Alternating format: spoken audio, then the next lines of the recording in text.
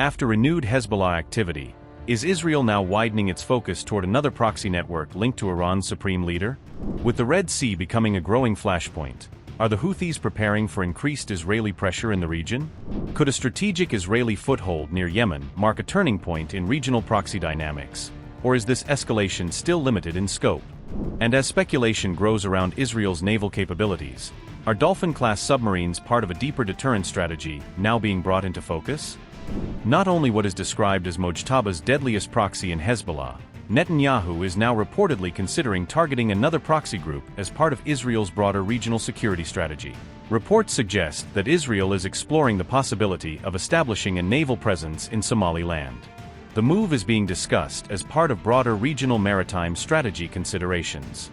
According to the reports, new relations between the two sides could allow the Israeli Navy to use the port of Berbera. The port is seen as a potential strategic access point in the region.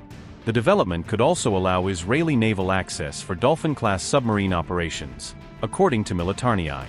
The port is strategically located across from Yemen, near key shipping routes in the Gulf of Aden. Its position makes it significant for monitoring maritime traffic in the area.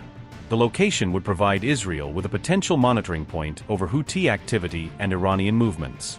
Israel has already deployed at least one Dolphin-class submarine to the Persian Gulf in recent years. The submarines are used for strategic deterrence and to help protect Israeli offshore gas infrastructure. They are considered a key element of Israel's naval capability. They are also tasked with monitoring shipping lanes across the Mediterranean Sea. Their operations extend across multiple maritime regions. Dolphin-class submarines are capable of launching Popeye turbo cruise missiles for long-range strikes. The Popeye turbo cruise missile system is reported to have a range of approximately 1,500 kilometers.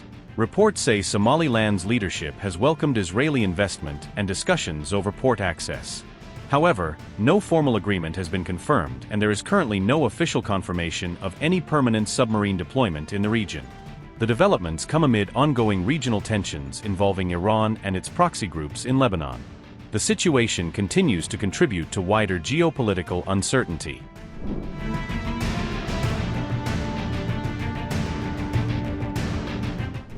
On June 20th, reports citing Iranian sources warned that Iranian missiles could be launched at Israel, signaling that patience in Tehran is wearing thin as bombardments continue despite the memorandum. This development came even as Israel continued bombing targets in Lebanon, despite having agreed to a ceasefire with Hezbollah, a contradiction that Tehran holds up as proof of bad faith. While local media cited anonymous Iranian sources about possible missile launches, Iran's foreign ministry effectively reiterated the same message in official language, stressing that failure to comply with commitments would trigger a firm response. Look, we did not sign this commitment for it not to be implemented. This commitment was reached after several weeks of very intensive negotiations, through the efforts of the mediators, the goodwill of Iran, and, most importantly, backed by national strength and unity. Naturally, we will spare no effort necessary to ensure its implementation. However, as we have said, commitment in return for commitment. If the other side refuses to fulfill its obligations, the Islamic Republic of Iran will, in turn, take the necessary measures. This trip is, in fact, a visit aimed at demanding that the other side fulfill its commitments. Clause 13 of the Memorandum of Understanding is very clear. Negotiations for a final agreement will begin when the implementation of the commitments set out in clauses 1, 4, 5, 10, and 11 has started and their implementation continues. Unfortunately, we are not witnessing such a situation.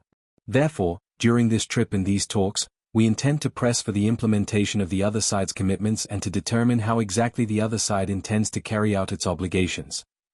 Well, the commitments are very clear. Clause 1 of the Memorandum of Understanding is the most important part of the parties' mutual commitments, namely ending the war on all fronts, including in Lebanon.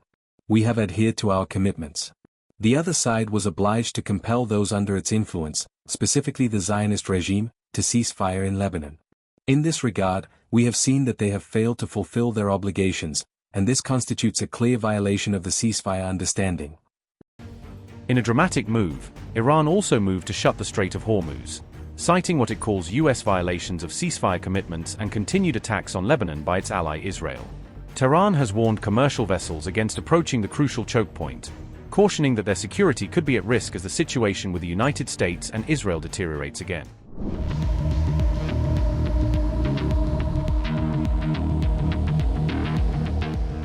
reports indicate that Israel agreed to a renewed ceasefire with Hezbollah after several days of intense escalation. Despite the agreement, Prime Minister Netanyahu has not publicly commented on or celebrated the new truce. Instead, the Israeli leader highlighted ongoing IDF operations across southern Lebanon. Netanyahu said Israeli forces struck 150 targets and eliminated dozens of Hezbollah operatives during the campaign. The Prime Minister stressed that the operations were carried out exactly as he had instructed. Meanwhile, reports claim Israel intensified its offensive around the strategically important Ali al-Taher Hills. Heavy artillery, Apache helicopters and white phosphorus munitions were reportedly used during the fighting. The area overlooks Nabatea and is believed to contain a major Hezbollah underground command complex. Military observers describe the site as one of Hezbollah's most significant tunnel strongholds in southern Lebanon. Reports also claim Israeli armored forces are once again attempting to advance toward Nabatea.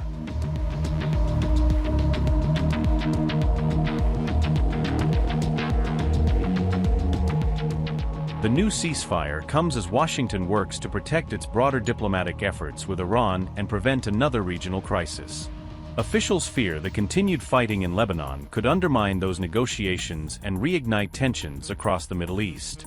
For now, the ceasefire remains in place on paper, but developments on the ground are telling a very different story. On June 20th, fresh visuals showed smoke rising over southern Lebanon despite reports that a ceasefire had been restored.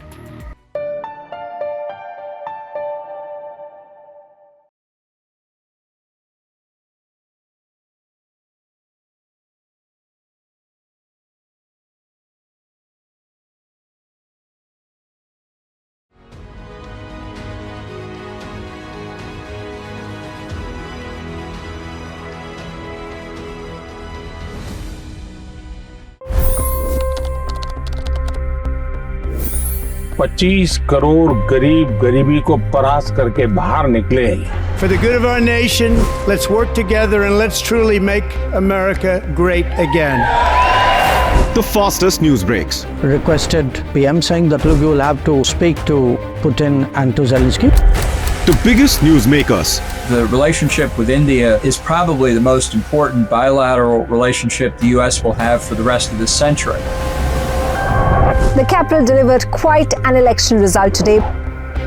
Expert analysis. The million-dollar question today is how to stop this dance of death. Ground reports. I'm standing at the crossroad of the Kumbh Mela. Behind me are more than 100 entry ghats. Long-form interviews. Exclusionary politics is reflected in Manipur case as well. You don't bother because this is a small state. Deep dive into burning issues. It's often said DRC could be the richest country in the whole world. It's because of what sits underneath. Why exactly did the US topple the Sheikh Hasina government?